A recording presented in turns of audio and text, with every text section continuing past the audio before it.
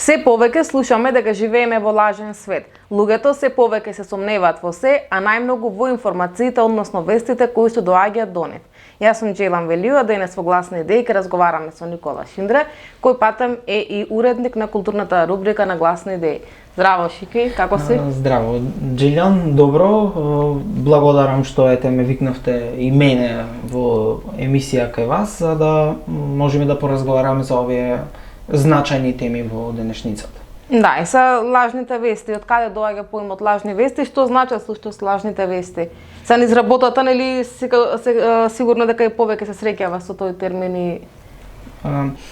Во општеството не е ново да се разговара за тоа што е вистината, што е вистинито, а што е лажно. Тоа е дебата отворена од самиот старт на нашата западна цивилизација.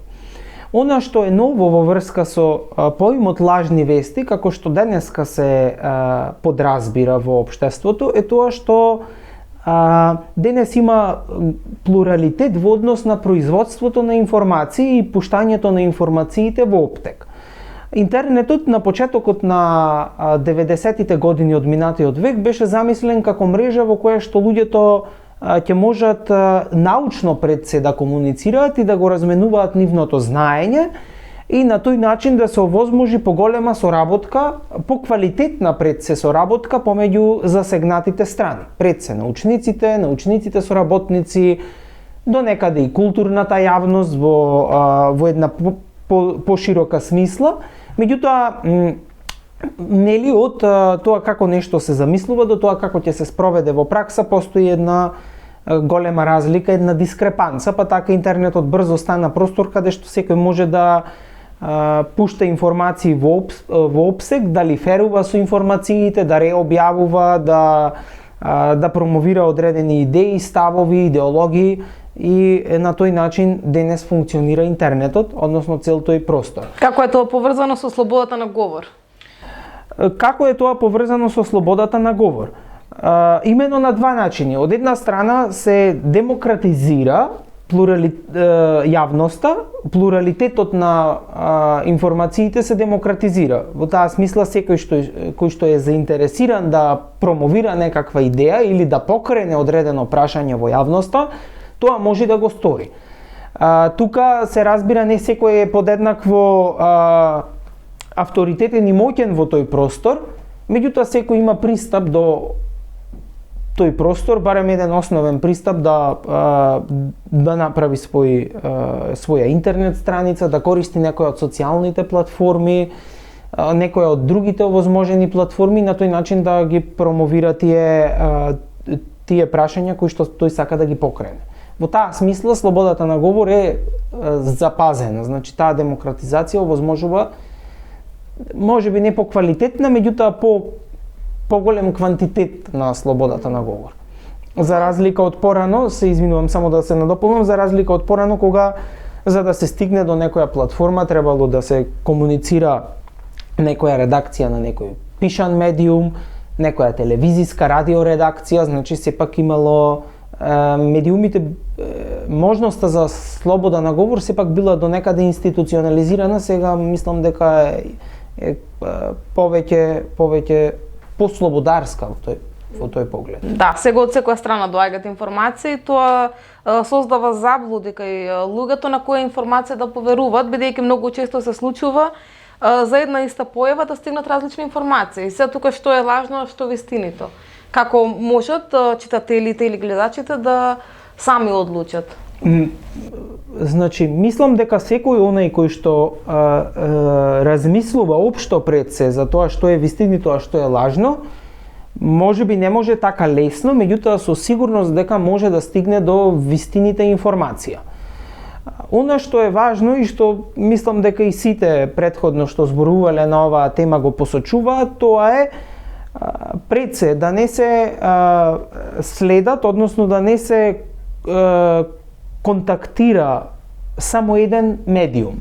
Значи, тие што следат исклучиво еден медиум, можеби да не добијат воопшто информација за нешто, што можеби да се испостави дека било важно, а второ, навистина луѓето кои што сакаат да добијат по-прецизни информации, секогаш проверуваат уште еден медиум, проверуваат медиум од некоја странска држава, проверуваат медиуми за кои што знаат дека се кредибилни, дека не објавуваат непроверени информации.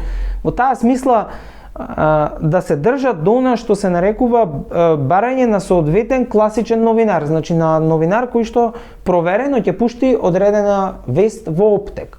Тоа што доаѓаат спротиставени информации за едно исто прашање, мислам дека и во минатото тоа не било реткост. Можеби не е било толку зачестена појава како денес, меѓутоа и тогаш имало спротиставени информации за одредени прашања. Како еден читател може да процени која е вистинитата, а пак која е лажната вест, тоа почива врз многу фактори. Значи, критериумот на вистинитоста кој што тој ќе го формира во текот на сопственото живење и во однос на неговото расудување општо во секојдневието, а потоа и во расудувањето за информациите кои што ги прима. Како тој ги анализира информациите, на кое ниво е неговата заинтересираност пред се да провери дали една информација е вистинита или лажна, па и да провери кој е изворот на вистинитата, кој е изворот на лажната информација. Мислам дека од оваа дебата најмногу се напушта заинтересираноста на читателот да ја утврди вистинитоста на одредена информација. Мислам дека пред се ние кога Мислам дека пред се ние кога седнуваме на интернет или кога читаме одредени медиуми, па дури и кога е пуштен телевизорот во позадина, ние апсолутно не сме постојано активно вклучени во размислувањето дали нешто што слушаме е вистинито или тоа е лажно. Ние едноставно, како и сите други, чекаме да пројде времето. Значи, ако е телевизорот особено во позадина пуштен, правиме некоја друга активност, а не исклучиво гледаме телевизија. На интернет се вртат и реклами. Дали е вистинито дека некој производ е најдобар или не, никој не го поставува тоа под знак прашалник неколку како на рекламата ете од сам старт или и се верува или не и се верува. Меѓутоа, додека некој не го купи производот па да види во праксата каков е, не се заинтересирал дали вистината, дали рекламата вистинито говори или не. Која е целта на лажните информации, да кажам? Не би можел да знам која е целта на лажните информации. Мислам дека борбата за влијание помеѓу големите корпорации, помеѓу големите медиумски куќи, неминовно носи до тоа одредени конкуренти да лиферуваат и со лажни вести. Значи, тоа е веројатно начин како да се превземе пазарот на информации, а можеби не е воопшто тоа начин како да се превземе пазарот на информации. Некогаш лажните вести доаѓаат од тие кои што првично ја даваат информацијата, значи центрите на моќ, власта, опозицијата, капиталот. Да, тоа сакав да кажам. Прво имаш информација дека цената на лебот е замрзната, не беше, дека е односно смалена. 100 пати сме добили информација дека сме добиле датум за ЕУ и тоа е лажно, а тие информации доаѓаат од страна на власта. Има една дискусија дека значи знаењето не обврзува. Значи оној што знае што е вистинито, а што е лажно, не е обврзан да постапува според тоа. Неговите постапки, да, треба да се етички, треба да се во склад со моралот, со законот пред се. Меѓутоа, тоа што тој знае не го обврзува како да постапува во секојдневието. Мислам дека она што се испушта од дискусијата за лажните вести е тоа како навистина тие влијаат врз секојдневниот живот на човекот. Значи, предпоставувам дека многу од лажните вести никако не влијаат врз животот на човекот. Или барем многу малку влијаат. Да, замрзнувањето или не замрзнувањето на цената на лебот влијае, меѓутоа влијае во смисла на познанието на човекот дека лебот не е намален или не е замрзната цената на лебот, иако беше најавено дека ќе ја замрзнат. Другиот пример што го споменавте, за влезот во ЕУ или не, мислам дека тоа дури и денес, дури и 2-3 дена да сме влезени во ЕУ, а да не сме знаеле, нема да се промени многу во нашето секојдневно живеење. Значи, и една недела од минатата да сме влезени во ЕУ, мислам дека нема да се промени, така се, јас барем така мислам. И затоа луѓето сме влегле во ЕУ, ќе влезиме, или ќе влезиме утре, или за еден месец, или почнати се, или се затворени преговорите, додека тие не почнат да чувствуваат промена во нивното секојдневие, значи во нивната пазарна моќ, во реализацијата на работничките права и спорови, во реализација на можноста да се патува низ Европа, за да може таму да се работи без непотребна документација како имигрант, како економски имигрант.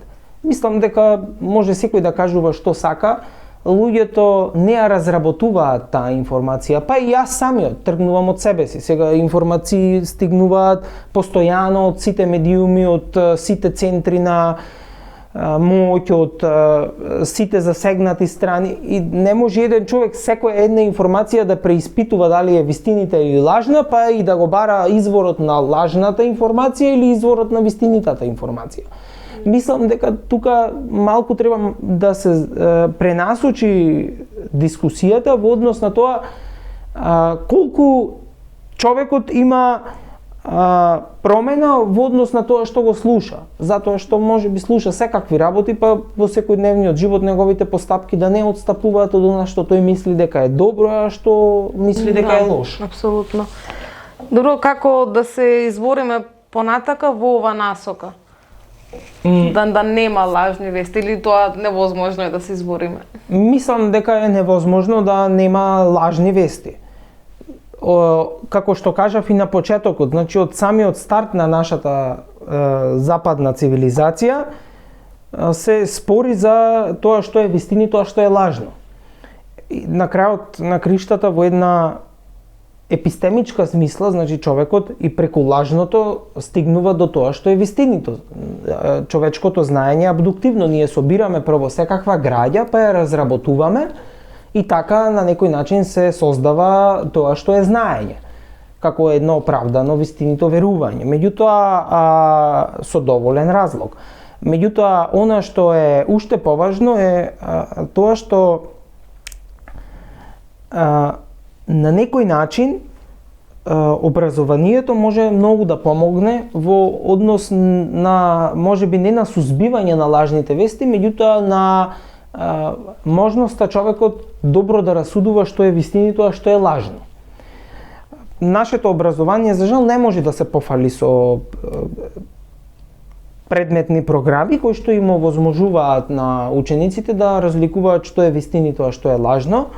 Кај нас во образованието претежно се учи фактографски, мнемотехнички, се помнат одредени поеми, се репродуцира истото знаење, наместо да се промовира една аналитичност, една подлабока систематичност во однос на тоа како да се пристапи кон одредени проблематики, па и изучувањето на тоа што се нарекува, значи, критичко размислување, преиспитување на тоа што го кажува авторитетот, како да се бара литература која што може би ќе опонира на учебникот, како да се спротиставуваат ставови, истите да се аргументираат, како да се разгледуваат тие прашања. Мислам дека не се работи тоа доволно. Меѓутоа, она што е според мене важно е дека можеби најдобро е да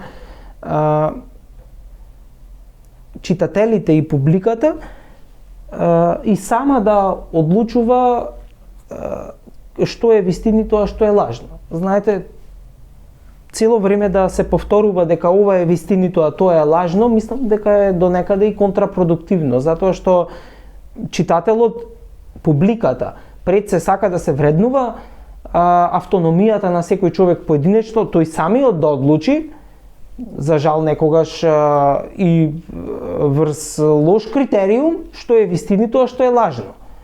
Значи, дискусијата треба да се пренасочи во однос на критериумот на вистинитоста, а не врз основа на тоа кому треба, а кому не треба да веруваме. Значи, тука е, според мене, она каде се крие клучот на решението, автономен критериум на вистинитоста. Значи, човекот сам да се избори да дојде до некој меродавен критериум на вистинитоста кој што според кој што ќе може да се раководи при секоја добијана информација, не само информација добиена од медиум. Да, кој е односот на вистинитоста, колку вистинитоста се совпаѓа со стварноста, да кажам? Добро, на тоа прашање не би можел да одговорам, меѓутоа можам да кажам дека има повеќе теории за вистинитоста. Значи, теорија на кореспонденцијата, на прагматичноста, на кохеренцијата. Значи, човекот секогаш бара систем некако во кој што ќе го суреди она што тој го добива како осет или како информација или како збор од средината. Во однос на тоа, најприфатена до сега традиционално е теоријата на кореспонденцијата, меѓутоа и прагматичката теорија, мислам дека е доста апликабилна во денешно време, дека ако нешто функционира, тогаш можеби нема потреба да преиспитуваме какво е тоа, функционално е. Се разбира, не дава секогаш задоволителни резултати, не секое прашање може да биде одгатнато со таа теорија, меѓутоа секое прашање не може да биде одгатнато и со ниту една друга теорија. Значи, секогаш има одреден простор човекот и нешто да не може да дознае. Сепак човечкото познание е ограничено и во таа смисла не може да се цели се да се знае се што е вистинито, се што е лажно. Значи, треба да се остави простор во однос на тоа дека некогаш нешто и не може да се открие, нешто ќе остане непознато за нас. Дали е тоа информација што лесно може да се испита каква е, па ние волево ќе оставиме дека не можам сега тоа јас да го преиспитувам, или пак нешто за кое што сите според не е толку важно. Едноставно невозможно е да се знае се, а уште поневозможно е да се знае се што е вистинито и да се разликува се што е лажно. Може само да се трага по критериум кој што ќе ни даде уште подобри насоки како да ги разлачуваме вистинитоста и лажноста, ама не и да бидеме сигурни дека се ќе знаеме. Да, точно. Добро, Шики, те благодарам за убавиот разговор. Ви благодарам и вас на поканата, се надевам дека со овие размисли барем малку ќе им помогнеме на гледачите самостојно, автономно и врз база на добри критериуми да просудуваат што е вистинито, а што е лажно. Благодарам. Почитувани гледачи, за повеќе емисии следете на YouTube каналот Глас на идеи.